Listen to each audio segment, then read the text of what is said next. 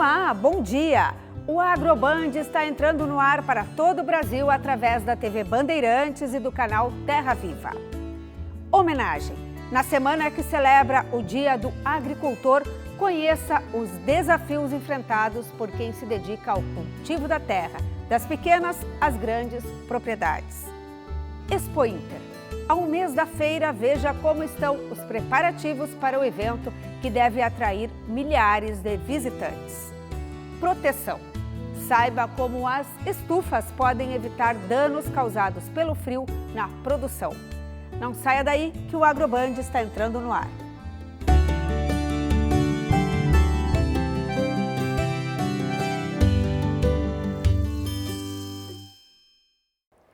O nosso programa começa hoje fazendo uma homenagem. Esta foi uma semana de comemorações. 25 de julho é Dia do Colono e 28 de julho, Dia do Agricultor. Em função disso, a nossa equipe foi a Viamão, na região metropolitana de Porto Alegre, para conhecer uma família que há décadas se dedica ao cultivo da terra. Todo domingo é assim. Dia de reunir a família para a colheita da semana.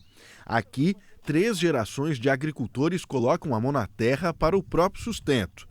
Na chácara de 4 hectares, a produção de alface, rúcula, agrião e couve. Quem começou o negócio familiar foi seu Antônio, há 60 anos. Agora aposentado, só observa os mais novos. Até dou nota para eles, gosto, tá bem feito, é bom. Acho bonito. Flávio é o filho mais velho de Antônio, o único entre os 5 irmãos que trabalha na plantação. Não foi por falta de tentativa em outras áreas. Arriscou na construção civil por causa dos altos e baixos da lavoura, mas não deu muito certo e acabou voltando. Tem época que a gente não tira nem para boia, como se diz, né? E outras épocas a gente ganha até que nem doutor. Então, aí quando estava ruim eu meio que fugia para outro lugar. Já a irmã do Flávio seguiu outro rumo. Graças ao ganho da lavoura, seu Antônio teve condições de pagar uma faculdade para a Silvia. Um orgulho. Eu chego a me emocionar com isso. Porque, vou te falar, eu sei o quanto ele batalhou, sabe? Sei mesmo, desculpa. Não tem problema. Eu sei, porque sempre, madrugadas, acordando cedo, sabe? Sempre abdicando de coisas para eles, para nos proporcionar. Eu tive boas escolas, e minha irmã não tanto, mas eu fui a privilegiada no caso, né? E foi muito bacana. Foi muito bacana isso. Isso é uma coisa que eu vou levar para sempre. A vida no campo nunca foi fácil, mas é esse trabalho braçal que garante a comida na mesa dos brasileiros e até de estrangeiros. Por isso que o dia 28 de julho é considerado o Dia do Agricultor. A data é celebrada desde 1960, quando se comemorou os 100 anos do Ministério da Agricultura. O então presidente da República, Juscelino Kubitschek, determinou que essa data passasse a ser uma homenagem aos trabalhadores do campo. Fábio é neto do Antônio e ele é a garantia que a terceira geração continuará com os negócios da família e seguirá sendo responsável por alimentar milhares de pessoas. Já tentei outras coisas, trabalhar de trator para fora, de servente de pedreiro, mas não é o que eu queria para mim. Aí voltei para a lavoura de novo. É uma satisfação imensa, né? Seguir o trabalho do meu avô, do meu pai. E é uma coisa que eu sempre gostei, admirei. E o povo fica satisfeito também com o nosso produto. A gente viu aí na reportagem uma família de pequenos agricultores. E agora nós vamos falar sobre os desafios da atividade em uma grande cultura. A soja é a principal lavoura gaúcha e brasileira e eu estou recebendo aqui no estúdio o presidente da Associação dos Produtores de Soja do Rio Grande do Sul, Luiz Fernando Marasca Fux. Bom dia, presidente. Bom dia, Lizimara. Bom, a gente quer fazer uma homenagem, né, ao Dia do Agricultor, do produtor rural. E queremos saber como é que é a sua rotina de um produtor de soja.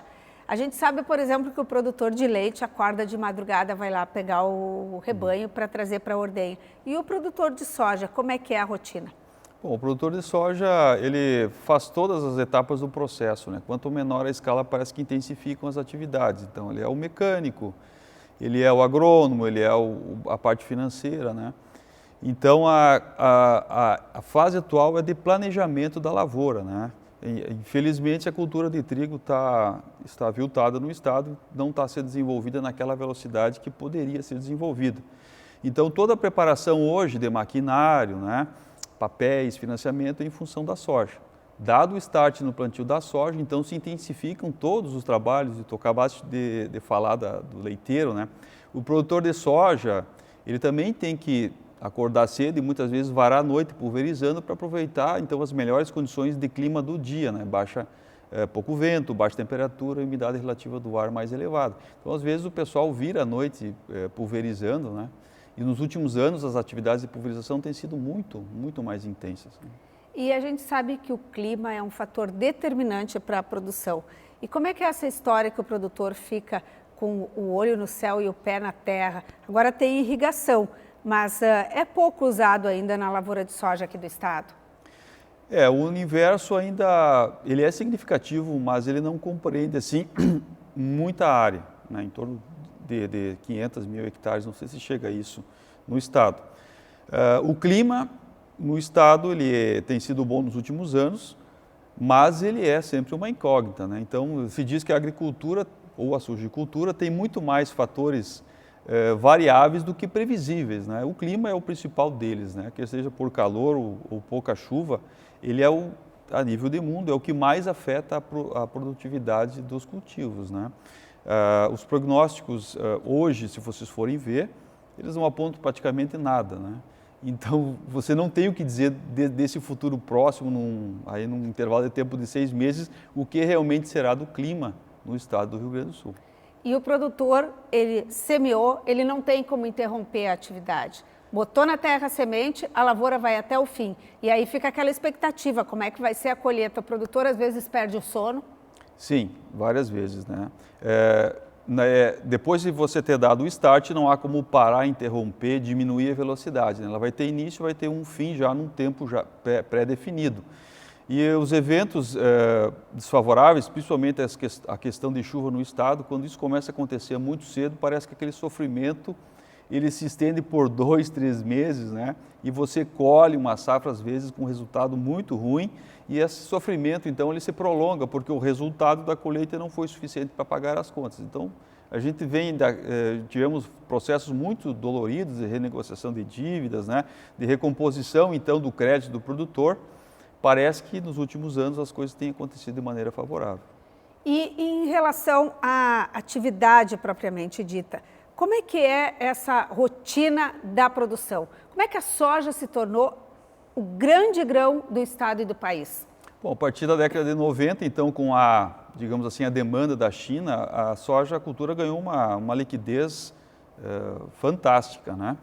E as demandas até o presente momento, até esse ano, elas eram crescentes, a demanda crescente. E por uma série de questões que envolvem a guerra comercial e a peste suína africana, essa demanda parece que estagnou, né? Estabilizou ou se tornou até decrescente, né? Tudo está em ser. Então, hoje, qualquer previsão é muito difícil a respeito do mercado de soja. O que o produtor deveria fazer num ambiente desse é tentar se cercar de segurança, né? Como tentar fixar a safra, alguma coisa assim, os valores de soja em função do custo.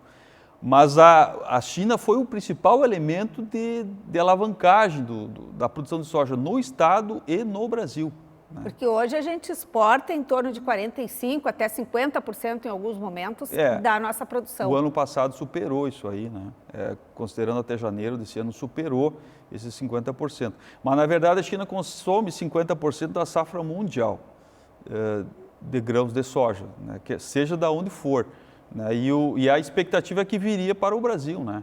Mas teve esse percalço da peste suína. Uns dizem que a China está entrando também numa recessão, né? Então, num frigir dos ovos de toda essa conversa, o que realmente está acontecendo parece que diminuiu o consumo mundial da soja. E que cenário se desenha para a lavoura que vai ser plantada daqui a pouco? Ali por outubro começa a ser semeada a lavoura de soja. Qual que é o cenário agora para a nova safra? Bom, o cenário de custos elevados, né? Principalmente adubos e fungicidas. Os fungicidas têm pesado muito nas últimas safras em função da ferrugem da soja, né? Os custos indiretos que não envolvem desembolso de insumos também estão elevadíssimos, eles compõem quase 50% do custo total da lavoura, né, num cenário de incertezas de preço. Houve algumas negociações com preços bons para o ano que vem, né, e a gente tem alertado os produtores que fiquem atentos a essas janelas de negociação. Né, que é o mercado futuro. É o mercado futuro. O nosso mercado futuro é simplesmente o mercado a termo, é uma fixação de preço com a obrigação de entrega do físico, né? Que em momentos de estiagem ou de qualquer percalço que o produtor não tem o produto, gera um outro grande problema, né? Porque não tem o produto para entregar. Há mecanismos mais modernos que já existem há algum tempo e agora estão sendo implementados, né? E o produtor tem que começar a conhecer, ter um pouco de know-how dessa nova maneira de comercializar e fixar o preço da soja. O senhor falou em pulverizar. Por que a soja precisa tanta pulverização, precisa aplicar esses produtos, esses agroquímicos na lavoura? A cultura ela foi se desenvolvendo, né? As variedades foram sendo aprimoradas, de certa maneira uma parte da resistência a doenças se perdeu, né? Aumentou a produtividade em detrimento de uma certa resistência a doenças e pragas. Por outro lado, apareceram situações novas, a situação nova, digamos que é a ferrugem, que ela não existia, né?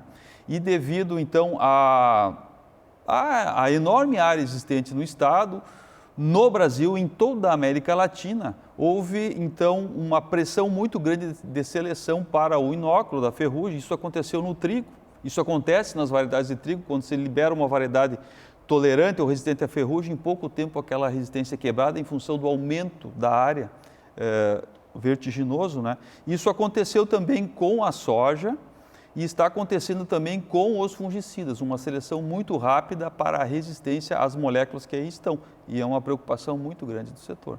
Presidente, agora está alinhada a questão do 2,4-D, esse herbicida que é colocado agora, daqui a pouquinho, para dissecar a área onde vai entrar a soja. Como é que, na análise de vocês, está ok? Não vai ter briga de vizinho, o pessoal da vizinhança e o pessoal da soja? Essas questões, elas envolvem problemas pontuais de aplicação. A molécula ela é segura, o problema é a deriva. E a deriva se resolve com as boas práticas, que é o dia a dia da pulverização. Temperatura, umidade, pressão adequada, tamanho de gota com o bico adequado, né? Então, isso pela tecnologia que existe hoje, é perfeitamente solucionável. Esses problemas não deveriam acontecer. Mas acontecem pontualmente e isso tomou um vulto muito grande no nosso entendimento, né?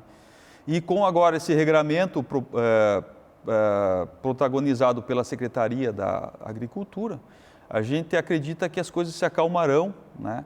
E a safra se dará numa situação de normalidade, porque a molécula ela é importante. Hoje, ela é praticamente insubstituível.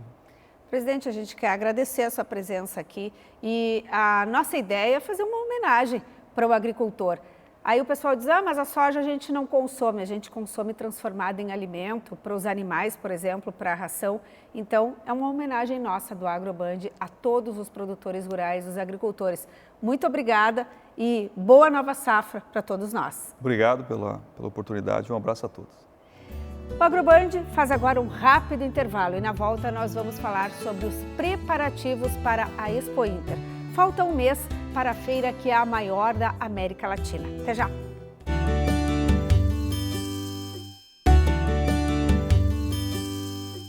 Estamos de volta com o AgroBand. O nosso assunto agora é a preparação para a maior feira agropecuária da América Latina. Falta um mês para a Expo Inter e a expectativa para o evento, como sempre, é grande. Eu estive no Parque de Exposições Assis Brasil em Esteio, na região metropolitana de Porto Alegre, e conversei com o subsecretário do parque. A Expo Inter acontece de 24 de agosto a 1º de setembro. Em 1970, a Expo Inter veio para cá, mas nem tinha esse nome. Como que foi essa transição lá do Parque do Menino Deus, no centro de Porto Alegre, aqui para Esteio? Bom dia, Elisemara. Bom, em 1970, né, na transposição do Parque de Exposições do Menino Deus aqui para Esteio, o parque não tinha um nome. Tanto que o catálogo da 33ª Exposição Estadual de Animais, ele diz que ele será realizado no Parque de Exposições do Menino Deus em Esteio, isso lá em 1970. De lá para cá, né, 50 anos depois, esse ano nós estamos comemorando a 50ª exposição aqui dentro do Parque de Exposições Brasil. Esse parque mudou completamente, a cidade de Esteio mudou, o tamanho do parque, enfim, tudo mudou. O José Arthur vem aqui para exposições há 42 anos, então ele vive intensamente essa transformação. E ela começou a feira aqui com animais, eram só os animais.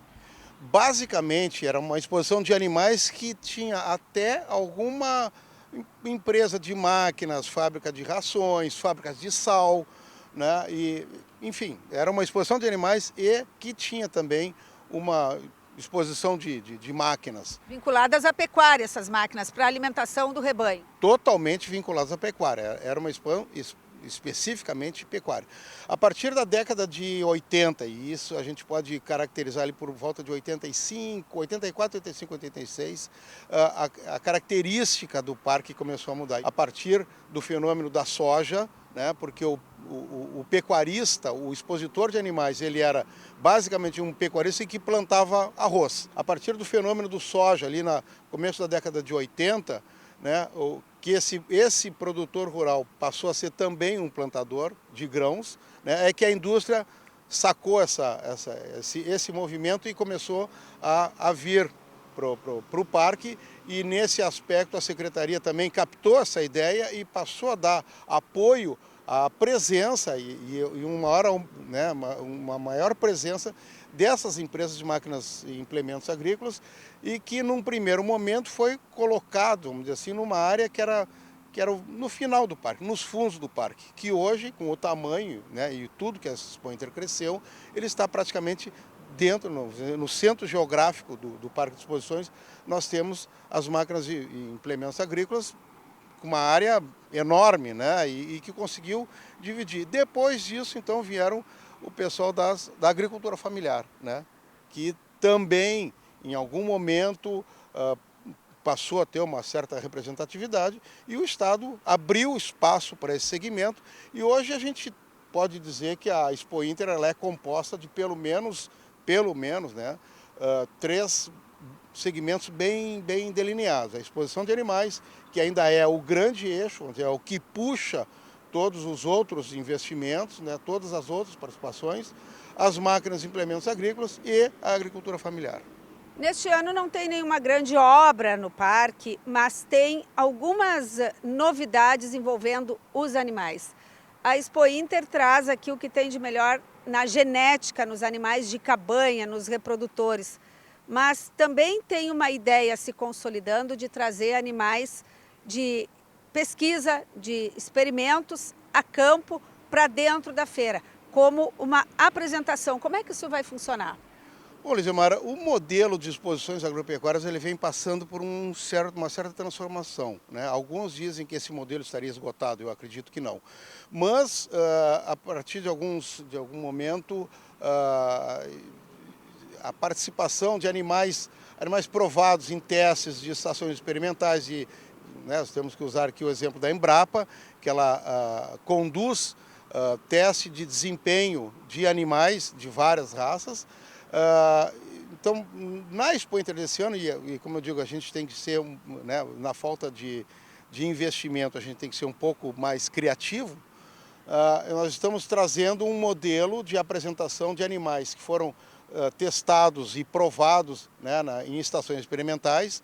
A gente está trazendo vamos dizer, uma localização para que esses animais também, né, que eles são hoje componentes importantes na produção pecuária, eles também tenham a sua oportunidade para serem exibidos aqui dentro da Expo Inter, e isso é o que nós estamos montando esse projeto para a Expo Inter de 2019. E como serviço, os preços vão se manter os mesmos para os ingressos, para o estacionamento, não vai haver reajuste? Até por uma própria orientação do secretário Covatti, né,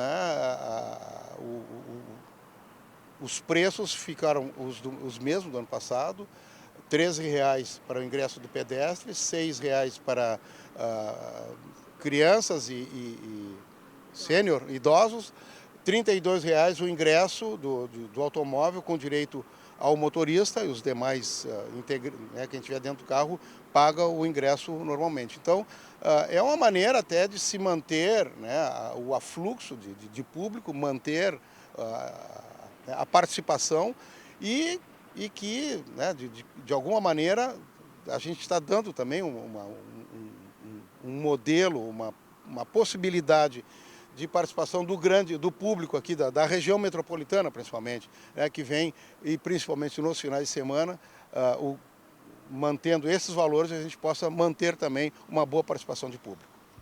Na tua avaliação de quem vem há tantos anos para cá, de quem vive a Expo Inter, que começou aqui como secretário de jurado e depois evoluiu para ser o comissário-geral da Expo Inter, cuidando sempre dos animais, a tua formação é de médico veterinário.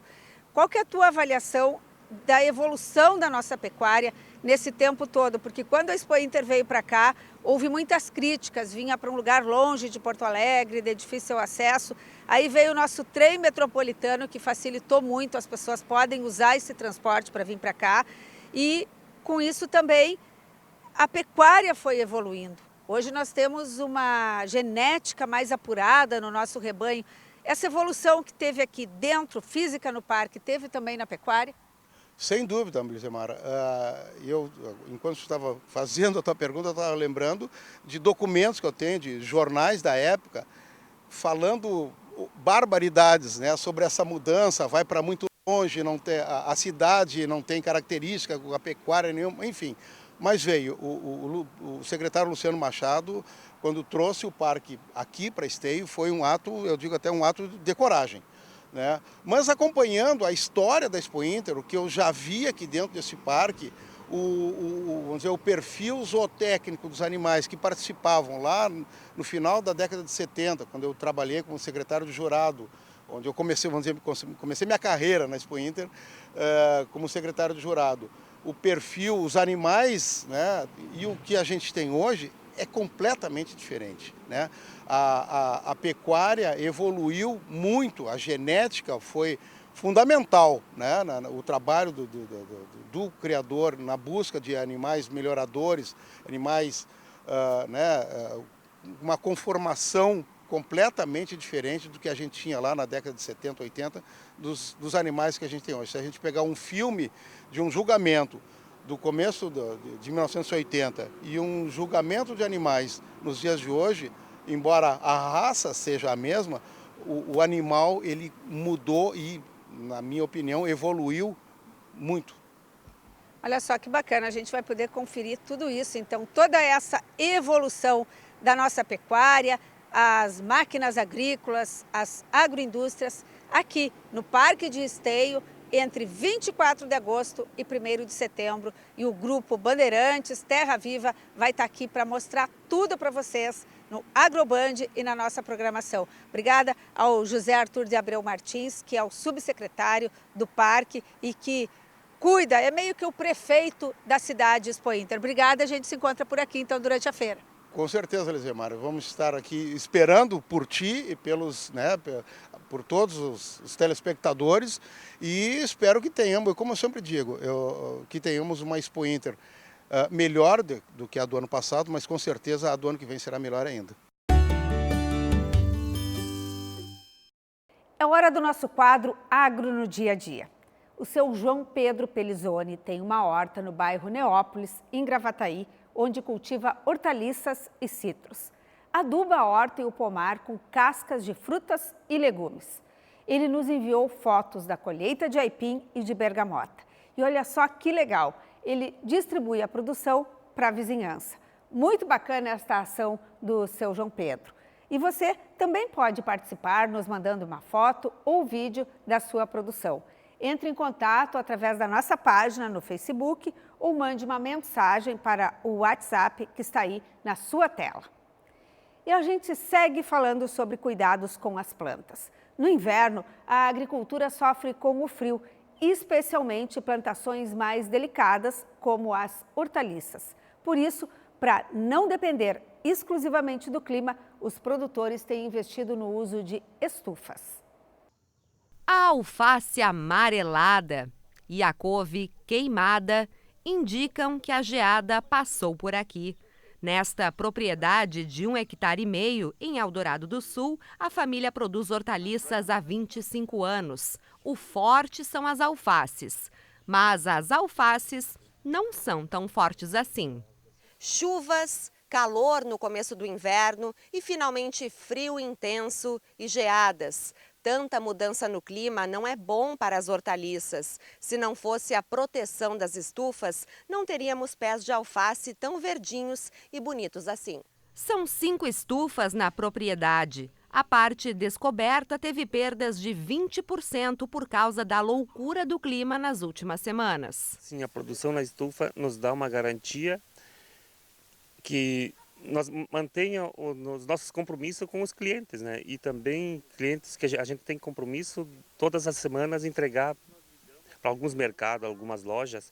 Isso a gente não perde porque não para de crescer, sendo que fora da estufa, com o frio, além de não crescer, ela fica pequena e perde a qualidade. Bom, a estufa ela acaba protegendo contra as intempéries, né? Então a gente tenta fazer um sistema de rodízio na plantação. Como tu pode ver, tem vários tipos de alface aqui e a gente tenta fazer uma cultura diversificada. Coloca alface, a gente coloca rúcula entre elas, para que o produto nasça, cresça junto e a gente consiga aproveitar o solo na sua integridade. Esta engenheira agrônoma explica que no inverno o grande diferencial das estufas é manter o calor. O que acontece? Existem cultivos em abrigo, como é o caso do produtor, e existem cultivos onde a casa de vegetação tem as laterais também fechadas. Então existe uma diferença na quantidade de calor acumulado nesses ambientes. Os abrigos eles tendem a perder o calor mais rápido, então esse efeito ele é mais só de guarda-chuva, que seria contra outras condições climáticas adversas para o produtor. O AgroBand de hoje fica por aqui. Não esqueça que você pode conferir o conteúdo deste e de outros programas na nossa página no Facebook e no canal Band RS no YouTube.